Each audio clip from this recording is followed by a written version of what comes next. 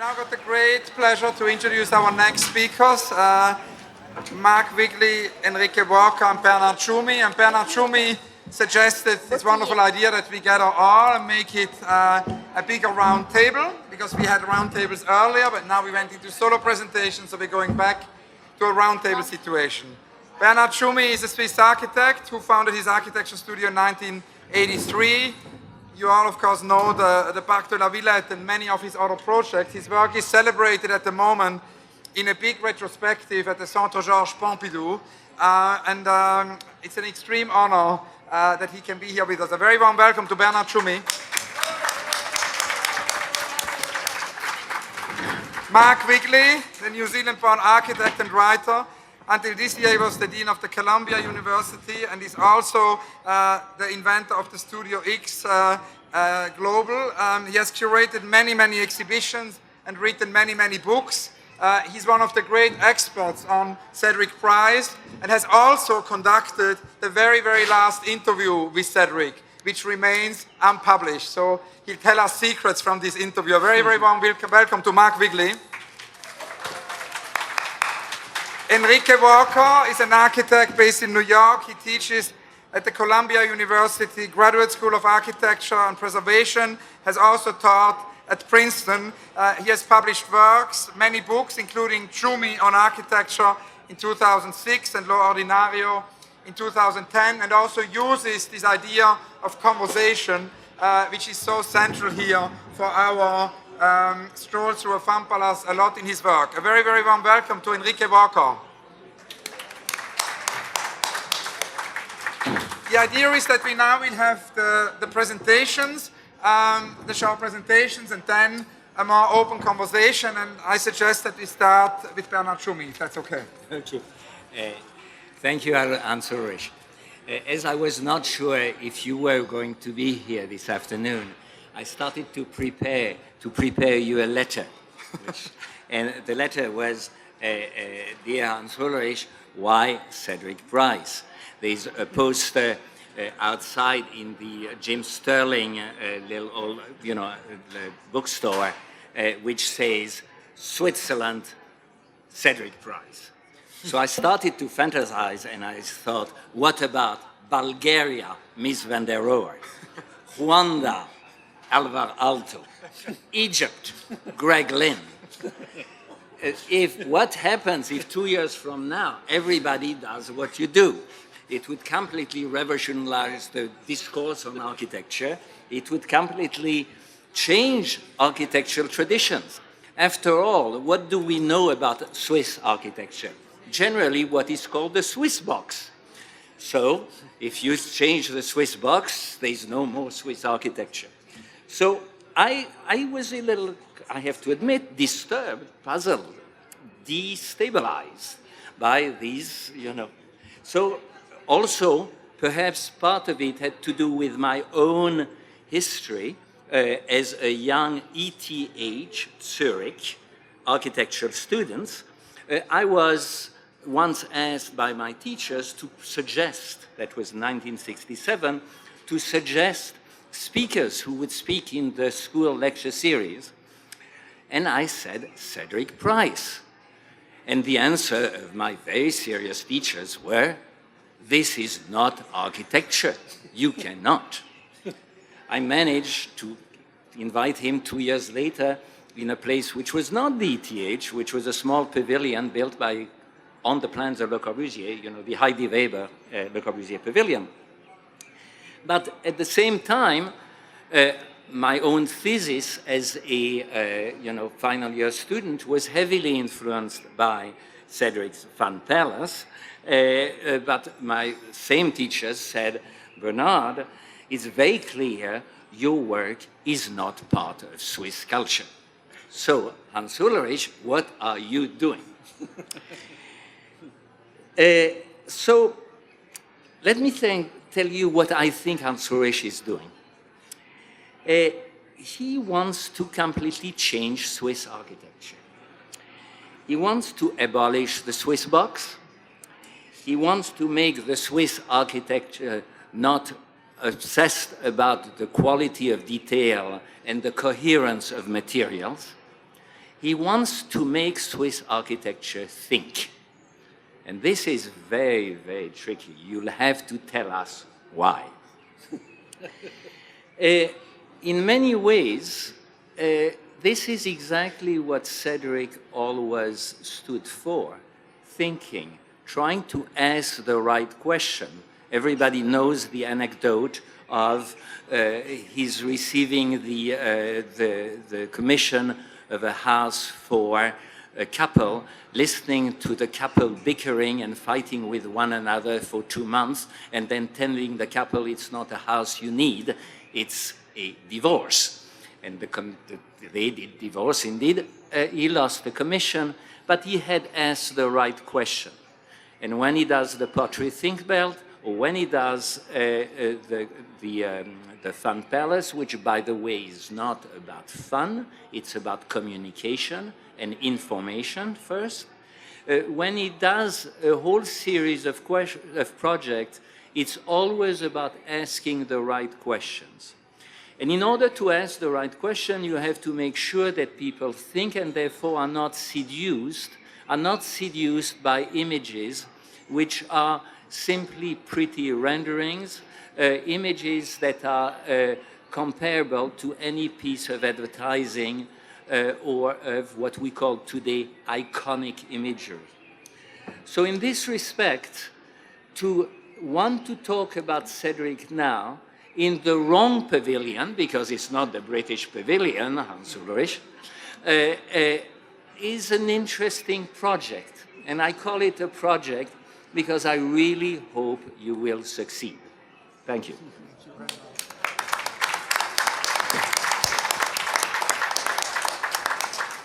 Bernard, thank you so much. I suggest maybe Mark next. Okay. Well, firstly, just to thank Hans Amatic for another amazing thing, and to say a few words about Cedric Price. This image is of a very young Cedric, and if you know anything about the photographs of Cedric, it really never changes at all. It's absolutely always the same person. This is 1964. It's in the first publication of Fun Palace.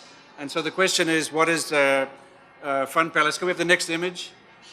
So here is Cedric Price. He is anti-architect, but not just anti-architect, anti-architect number one. So really the simple question I want to try to give an answer is, how can you be an anti-architect? Like, what would be the technique or the strategy? And I want to draw your attention to this image of Fun Palace, which is in the beautiful book that Hans and his team have made. If we have the next slide. Of course, it's of Fun Palace, and this is the model that you see not moving in the gallery next door, and the next one. And it's looking like architecture. So it doesn't look like anti-architecture, it looks like architecture. It could even be a little bit Swiss. It seems to be a kind of a box moving along. And it's so real, you can fly over it in a helicopter at night. Next image. And even it could sit there, more or less in the side of the Olympic Games, looking like a building.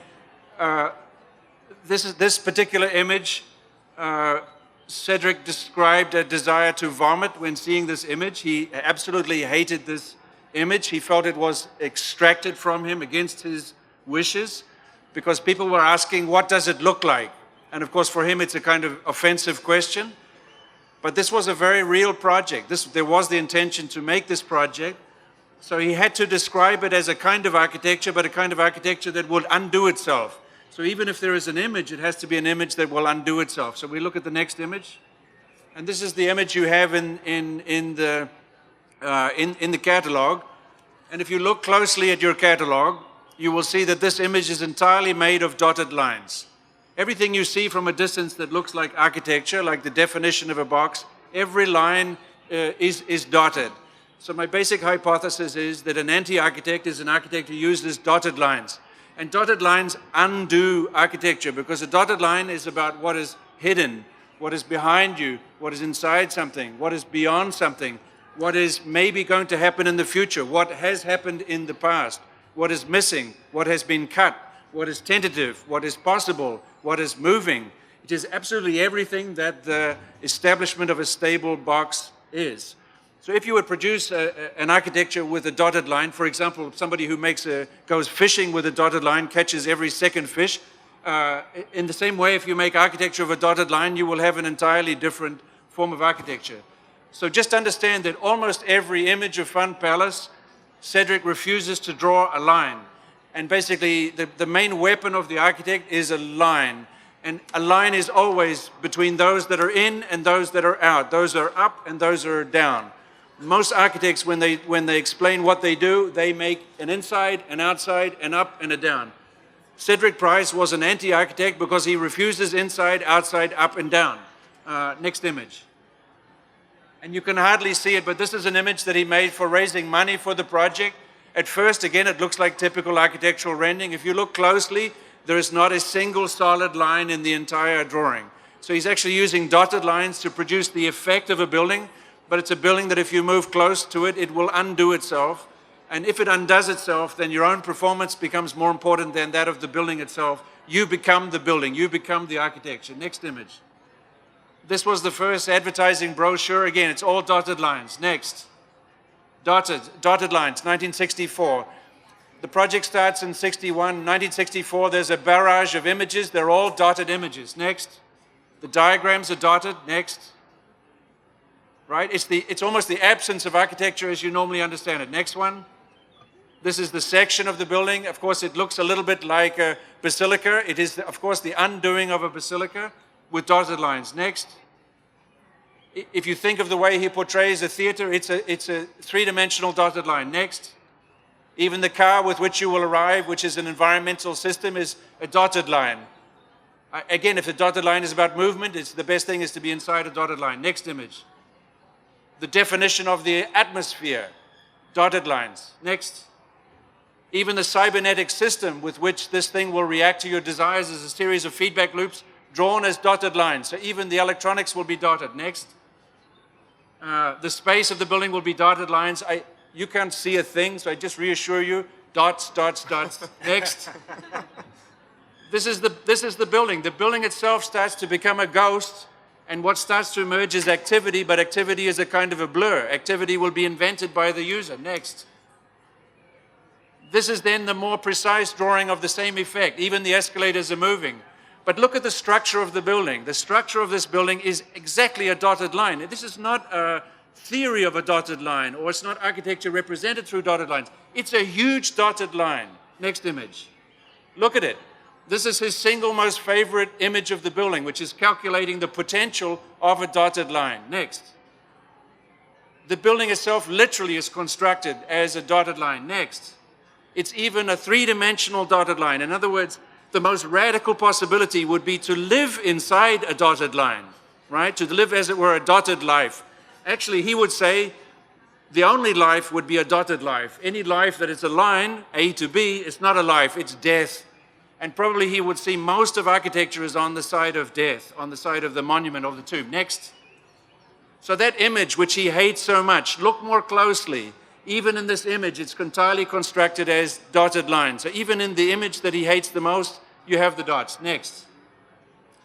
And then, of course, the whole building somehow disappears, as it must disappear, because not only would you live inside a dotted line, but the dotted line itself has to be part of an even bigger dotted line. The building must die. He has to kill his own building. Next. So he kills the building when he makes the first movie of the model of the building. This is the setting of the fire to the model, because all architecture must die, right? Next. So look again at Pottery's Think Belt. It is education as a system of dots. Next. Which produced architecture as a kind of a ghost. Next. Which produced a kind of phantom architecture. Next. And this is probably a very sophisticated dotted line. If you think about it, it's a very complex definition of a space between the dots. So the basic point I'm making here is the real genius of Cedric Price is to perform an incredibly elaborate experiment. He is the king of the dotted line. He will always be the king of the dotted line. Only architects who are afraid draw lines. Almost every architect is always drawing lines. Price, every time you draw a line, he will take another drink, right? To celebrate your stupidity. And just about the last interview, when I was asking him about why this disappearing building, why all this research, the extraordinary research, and he said to me, I would like to reduce the level of my ignorance. And I think for me this was always a kind of a mantra. Cedric Price is not only a stupidity reduction machine, that was his mission in life, but still his project has the capacity to render traditional architecture stupid. And it seems to me in that sense, Cedric Price is absolutely alive, is absolutely operational. In that sense, if you're going to put anything in the Swiss Pavilion, in answer to Bernard's question, you want to put anything in here, especially inside a Swiss box, it will be the king of the dotted line, Cedric Price. Thank you.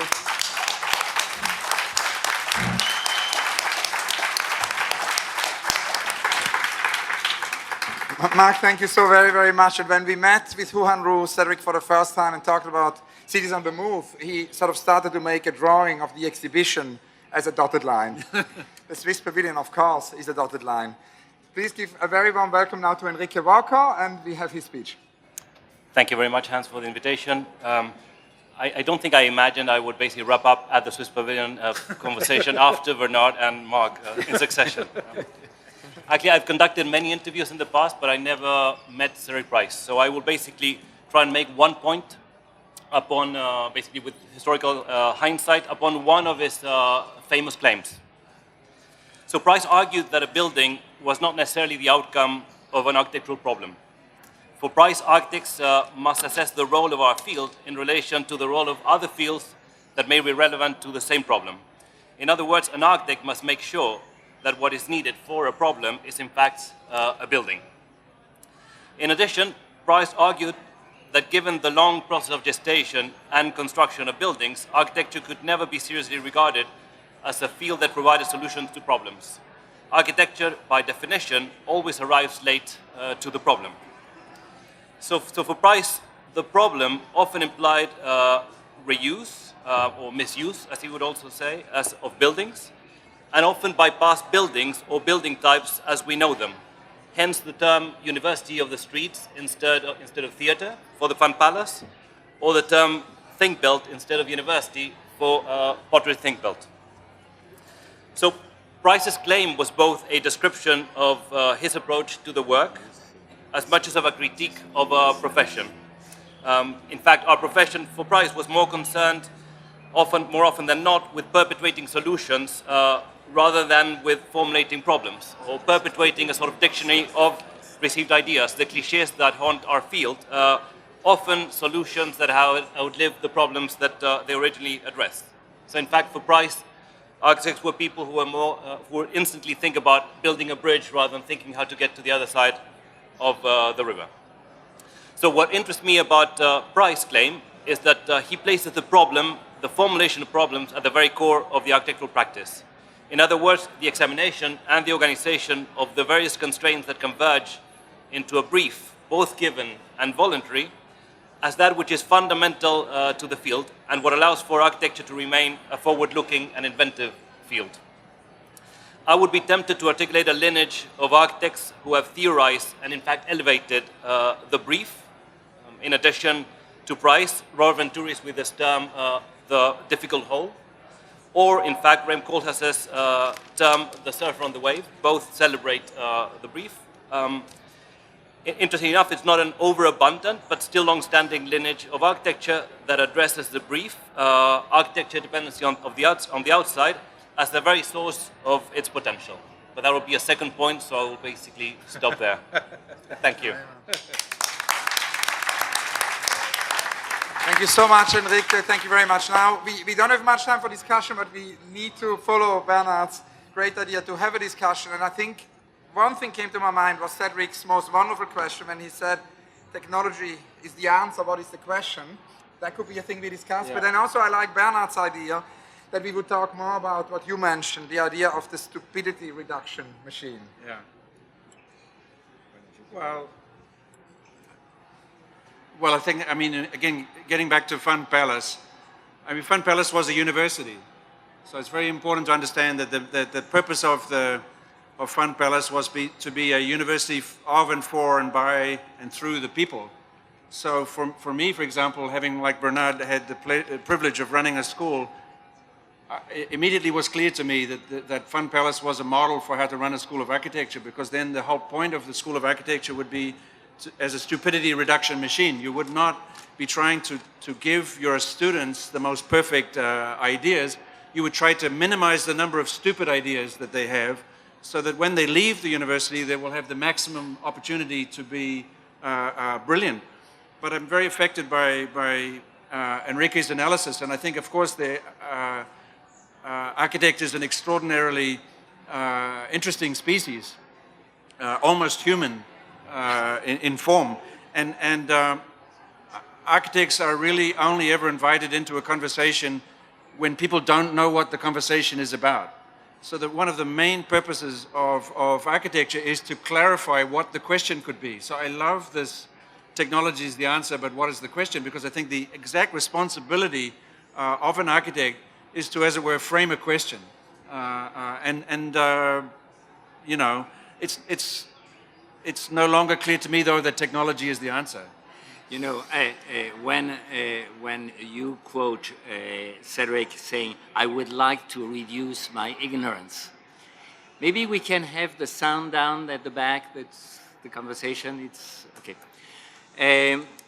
When he says, "I would like to reduce the level of my ignorance," it makes me think of the fact that architecture, as I often like to say, is not about the knowledge of form, but is a form of knowledge. And here I would like to quote Susan Sontag, who once wrote, "I write to know what I think."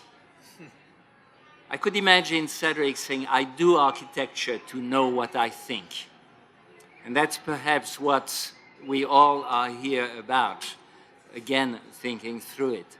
But I would like to hear, well, you, Hans Ulrich, and of course, Enrique, but also one person in the audience who probably knew Cedric better than all of us together, who is Colin Fournier, sitting on the front row, who has helped Cedric a number of times in the very early days at the Architectural Association.